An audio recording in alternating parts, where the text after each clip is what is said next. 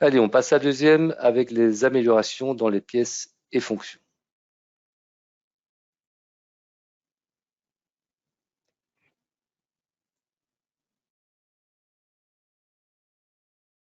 Et voilà l'assemblage du tricycle Bowhead. Je commence par l'ouverture de cet axe. Je ne sais pas pour vous laquelle des nouveautés aura le maillot jaune, mais je dois dire que j'ai déjà eu très souvent la question, est-il possible d'enregistrer dans une version antérieure? J'ai le plaisir de vous annoncer qu'à partir de cette version 2024, vous pourrez enregistrer des pièces, des assemblages et des mises en plan dans une version antérieure 2023 ou 2022. Ce qui va vous permettre de partager des fichiers avec d'autres personnes qui ne possèdent pas la même version que vous. Faire un pack and go, c'est la meilleure solution pour envoyer un assemblage complet à quelqu'un. Et là aussi, vous pouvez cocher cette option et choisir jusqu'à 2 ans en arrière. La forme extérieure de cet axe a été réalisée avec une révolution. Je change de configuration pour vous montrer comment elle était réalisée. J'utilise cette esquisse pour faire un enlèvement de matière par révolution. Jusqu'à présent, on ne pouvait enlever que la matière à l'intérieur du contour fermé. Vous pouvez maintenant le faire à l'extérieur. Cette option existait déjà dans un simple enlèvement de matière extrudée. Depuis 2018, vous pouvez créer un cube de visualisation dans la géométrie de référence. Avec 2024, vous avez un nouveau type de cylindre, enfin de type cylindrique plutôt, qui est mieux adapté pour ce genre de volume. L'orientation n'est pas encore optimale. Je vais choisir un plan personnalisé pour le changer. Voilà qui est mieux. La finalité étant toujours d'obtenir une boîte qui englobe votre pièce ou votre assemblage dans un volume minimal et de récupérer ces valeurs automatiquement dans vos propriétés. J'aimerais revenir sur le fait de pouvoir enregistrer dans une version antérieure.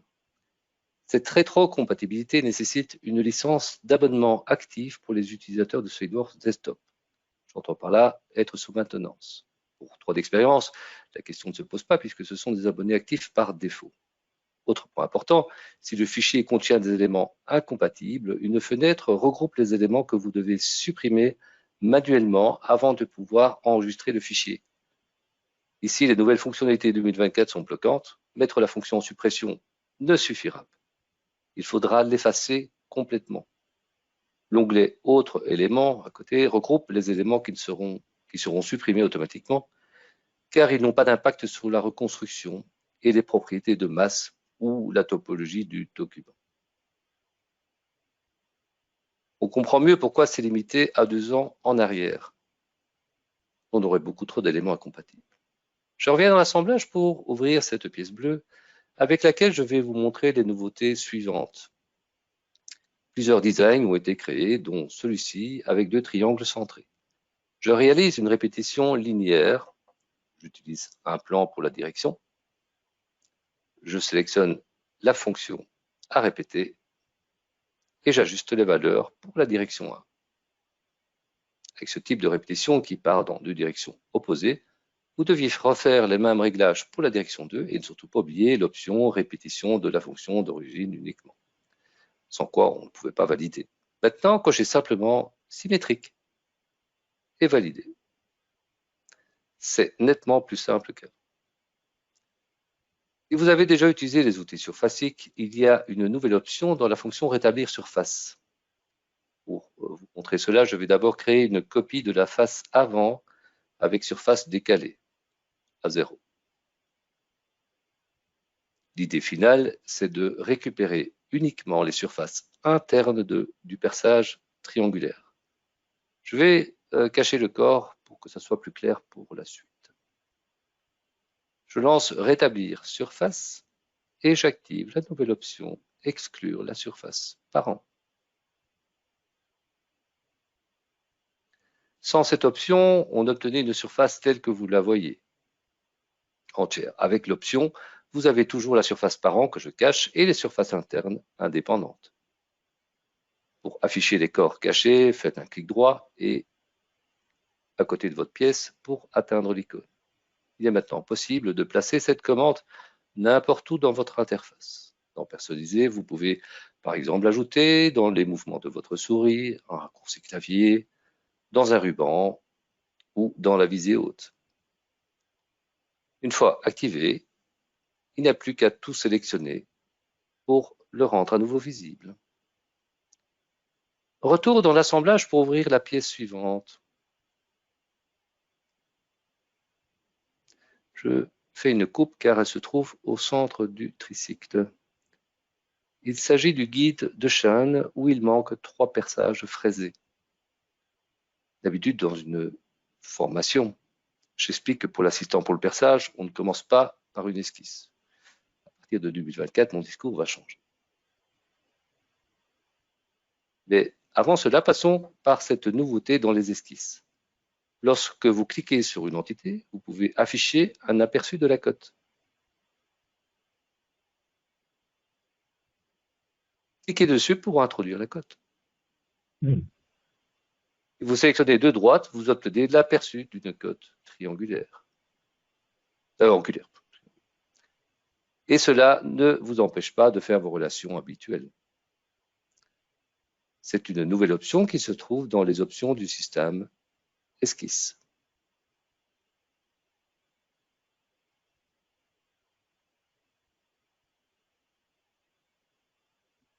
Vous pouvez également l'activer ou la désactiver directement dans la fenêtre contextuelle d'un clic droit dans une édition Esquisse. Continuons avec l'assistant pour le perçage. Dans l'onglet Position du perçage, vous pouvez récupérer directement votre esquisse 2D. Une fois sélectionné, il récupère automatiquement les points et les sommets. Dans les options, vous pouvez également récupérer les points de la géométrie de construction et ignorer certains points. L'esquisse sera automatiquement intégrée dans la fonction. Si vous effacez la fonction de perçage, vous pouvez ne pas cocher les fonctions absorbées pour garder l'esquisse.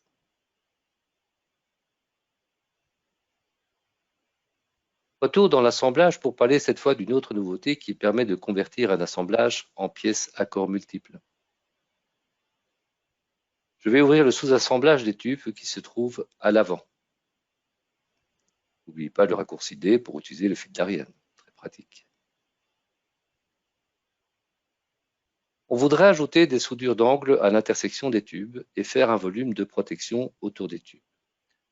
Le souci, c'est que nous sommes dans un assemblage et il nous est impossible de réaliser des soudures d'angle, mais seulement des cordons de soudure, qui ne nous donneraient pas le poids total. On pourrait enregistrer l'assemblage en pièces, et on casse le lien avec l'assemblage. Avec SolidWorks 2024, vous pouvez utiliser un autre flux de travail et créer une pièce à corps multiples depuis l'assemblage.